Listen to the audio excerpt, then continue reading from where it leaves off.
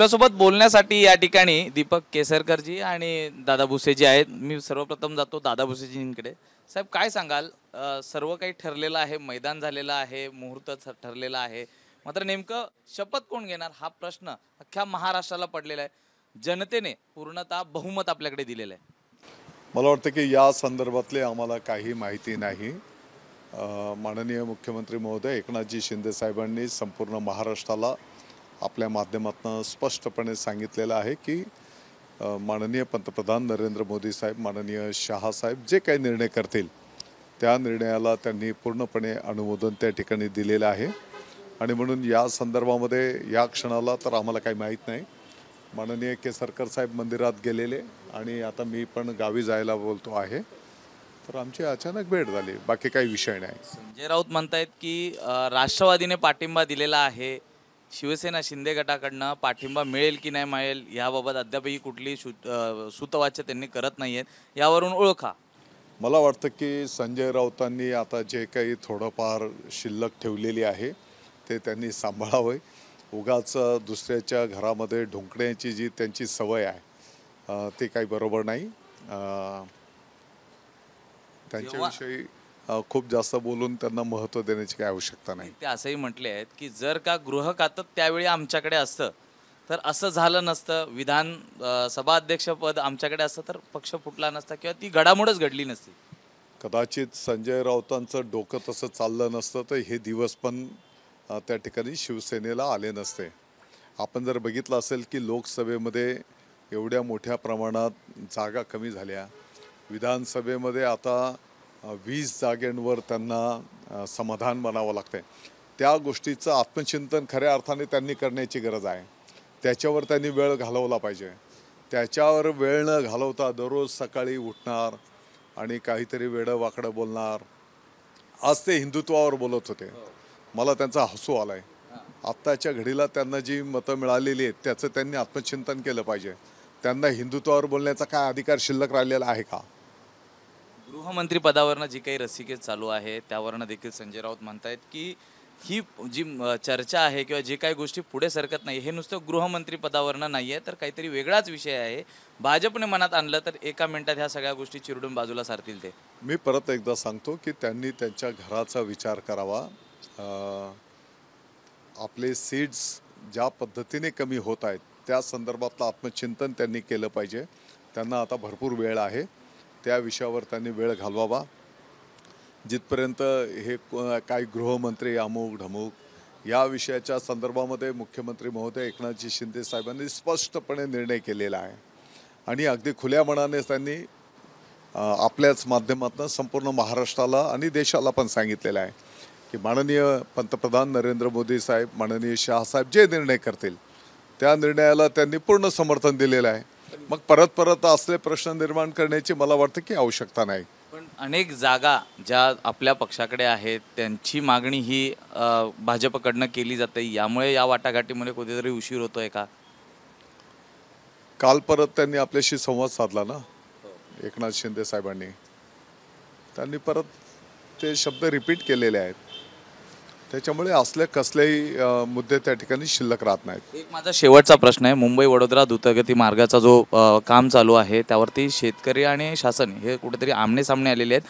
पैसे न घेता जागेचं हस्तांतर केलं जातं, यावरून हा वाद होत असल्याचं पाहायला मिळते पालघरमध्ये। या संदर्भातली मी माहिती घेईल आणि मग आपल्याशी बोलतो।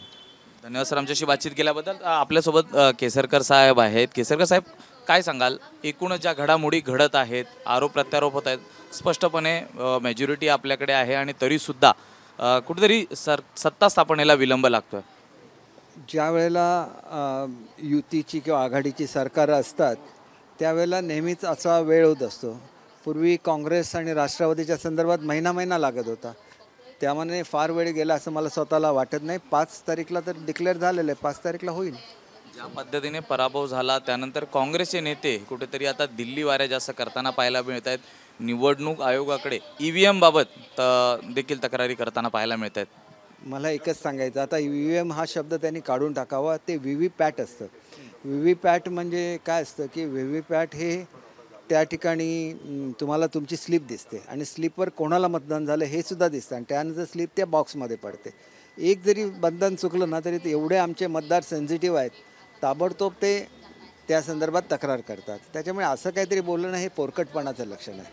संजय राऊत प्रामुख्याने आपल्यावरती टीका करताना पाहायला मिळतात. विशेषतः एकनाथ शिंदेंच्या दाढीवरनं ते बोलत असतात की ही दाढी जी आहे ती दिघे साहेबांची नाही आहे. दिघे साहेबांच्या दाढींना जे वजन होतं, विचार होते, ती आता शिंदेंची राहिलेली नाही. कोणाचं वजन किती आहे हे महाराष्ट्राच्या जनतेने इलेक्शनमध्ये दाखवून दिलेलं आहे. 54 सीट मागच्या वेळेला आल्या होत्या आणि आता 57 आल्या, अधिक 3 अपक्ष आले, म्हणजे 60 झाले. हे यश कधीच मिळालं नव्हतं. मग त्यांनी याचं आत्मपरीक्षण करण्याची आवश्यकता आहे आणि बाळासाहेबांच्या विचाराबरोबर चालणं आवश्यक आहे. ते जे काय करतात ते मला वाटतं की योग्य नाही. दुसरीकडे संजय राऊत असंही म्हणतायत की जी चर्चा अडकलेली आहे महायुतीमध्ये ही गृहमंत्री पदावरनं नाही आहे, तर त्याची कारणं काहीतरी वेगळी आहेत. जर भाजपने विचार केला तर एका मिनिटात या सगळ्या गोष्टी बाजूला सारून केलं जाऊ शकतं, कारण राष्ट्रवादीचा उघडपणे पाठिंबा मिळालेला आहे. एक गोष्ट लक्षात घ्या की हे सत्तेची स्थापना ही मुळात युतीच्या माध्यमातून झालेली आहे. राष्ट्रवादी हे नंतर आमच्याशी जॉईन झाले. मुळात हे जे बंड झालं महाराष्ट्रामध्ये ते वैचारिक बंड होतं आणि त्या वैचारिक बंडामुळे सरकार बदललं आणि त्या सरकारचं काम बघून दादा आमच्यामध्ये आले. त्याच्याबद्दल आम्ही त्यांचे आभारी आहोत. पण मूळ विचार हा युतीचा विचार आहे आणि तो हिंदुत्वाचा विचार आहे. जो पुढे घेऊन आपल्याला जायचं हे हिंदुस्थान आहे आणि हिंदुस्थानमध्ये हिंदुत्व हा एक विचार असतो. हिंदू हा त्याकडे तुम्ही जात म्हणून बघू नका. पाकिस्तान आणि हिंदुस्थान 2 झाले. पाकिस्तानमध्ये ज्यांना जायचं होतं पाकिस्तानमध्ये गेले, हिंदुस्थानमध्ये ज्यांना राहायचं हिंदुस्थानमध्ये राहिले. मात्र आपण आपला देश हा सेक्युलर म्हणून डिक्लेअर केला आणि आम्ही सगळ्यांना समान न्याय देतो. त्याचबरोबर हा हिंदुस्थान आहे ह्याचासुद्धा अभिमान आपल्याला पाहिजेच ना. हाच हिंदू खतरे में आहे, ते पण मोदी आणि शाह यांच्या वेगवेगळ्या विचारसरणींमुळे खतरे में असल्याचं देखील विधान हे संजय राऊत म्हणतायत. मला वाटतं संजय राऊत व्यवस्थित सगळ्याचा अभ्यास करायला हल्ली विसरलेले आहेत. ते स्वतः संपादकसुद्धा आहेत.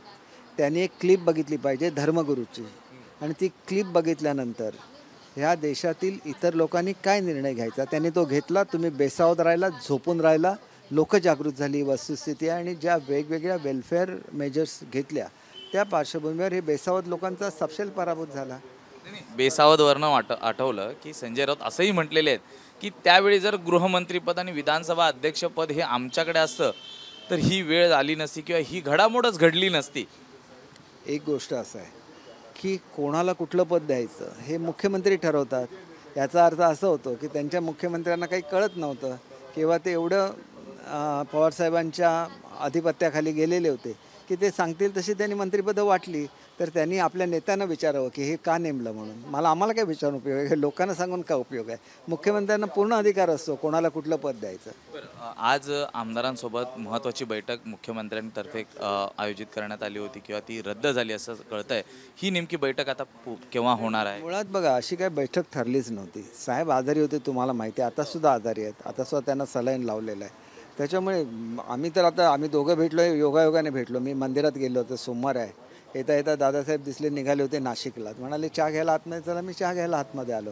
मंत्रिपदाबाबत काही चर्चा होणार आहे का? मुख्यमंत्र्यांशी काही संवाद झाला आहे का? आमच्या दृष्टीने शिंदेसाहेब काही ठरवलं तरी ते आमच्या दृष्टीने फायनल. आमच्याकडे कुठलंही नसतं किंवा मंत्रिपदासाठी कोणी शिंदेसाहेबांना भेटलं असेल असं मला वाटत नाही. त्यांच्या तब्येतीची काळजी असते. माणुसकी एवढी हरवलेली आहे या उबाठामध्ये की एखादा मनुष्य आजारी असल्यानंतर त्याच्याबद्दल काय बोलावा ह्याच्याबद्दल सुद्धा माणुसकी ते विसरलेले आहेत. कालचं त्यांचं स्टेटमेंट बघा, यांना मंदिराची नाही, यांना मांत्रिकाची गरज आहे. अरे काय बोलता तुम्ही? बघा युरोपमधले अनेक देश हे कॅथलिक देश आहेत, मंदिरामध्ये जातात. अमेरिकेचं हे काय आहे, इन गॉड वी ट्रस्ट. त्यांचं बोधचिन्ह आहे इन गॉड वी ट्रस्ट. तुम्हाला तुमच्या देवाची सुद्धा ही नाही. काय बोलताय, कसं बोलताय? याला काय कोणी उठायचं? ते लहान मुलं उठतात, काहीही बोलतात. आम्ही त्याचं उत्तर द्यावं अशी तुम्ही अपेक्षा करता का? इमॅच्युरिटी कशी असते, बेजबाबदारपणा कसा असतो याची हे सर्व लोक उत्कृष्ट उदाहरण आहेत असं मला स्वतःला वाटतं. खरं तर सकाळी असं बोलत नाही. बेजबाबदारपणे बोलणं हे माझ्या स्वभावात नाही किंवा कोणाला दुखवणं हे सुद्धा माझ्या स्वभावात. आम्ही सगळ्यांचा आदर ठेवतो, आदराने बोलतो.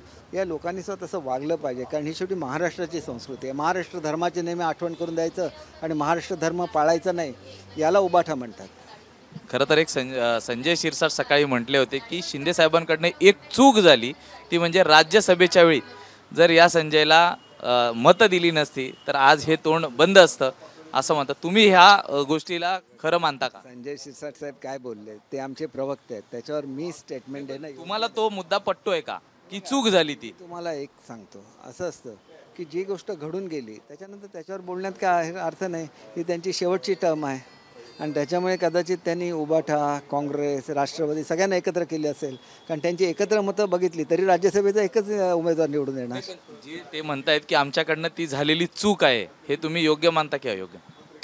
हे बघा, माणसाच्या समोर माईक दिल्यानंतर तो खासदार आहे राज्यसभेचा की नसला तरी बोलायचं ते बोलणारच. त्यांचा माईक कोण काढून घेऊ शकतं?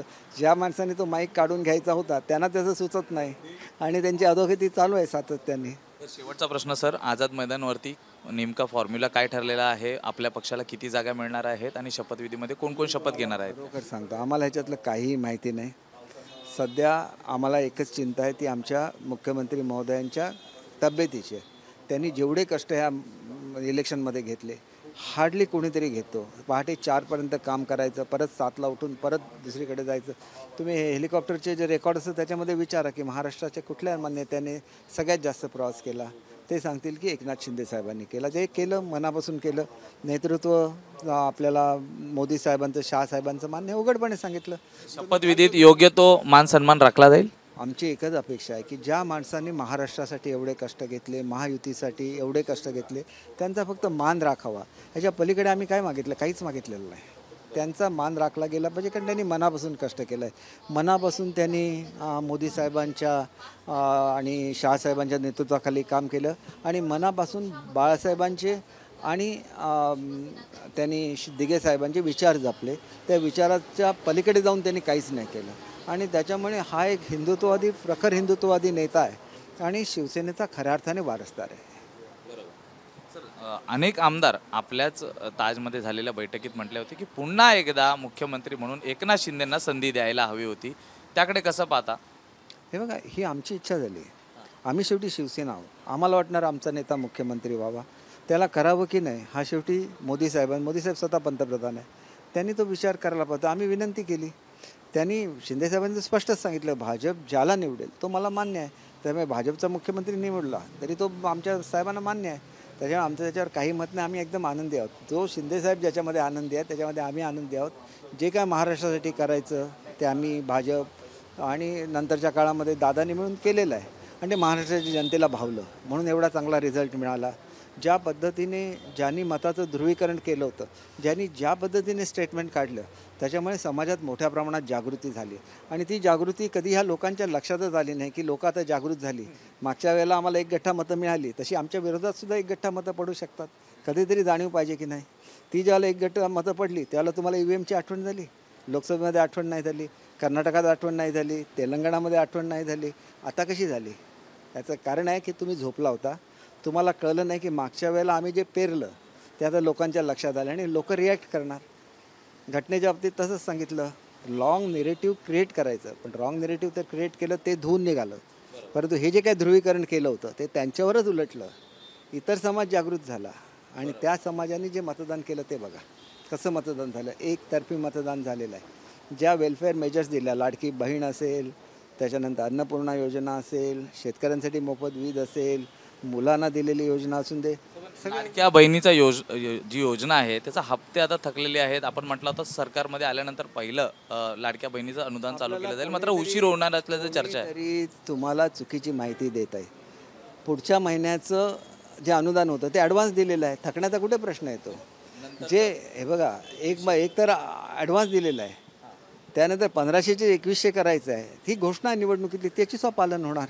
परंतु 1500 रुपयाचा हप्ता कधीही थकला नाही आणि कधीही थकणार सुद्धा नाही. सर, आमच्याशी बातचीत केल्याबद्दल. तर हे होते दीपक केसरकरजी. त्यांनी स्पष्टपणे म्हटलेलं आहे की मुख्यमंत्र्यांचा योग्य तो मान सन्मान हा ठेवला गेला पाहिजे अशी अपेक्षा त्यांनी व्यक्त केलेली आहे.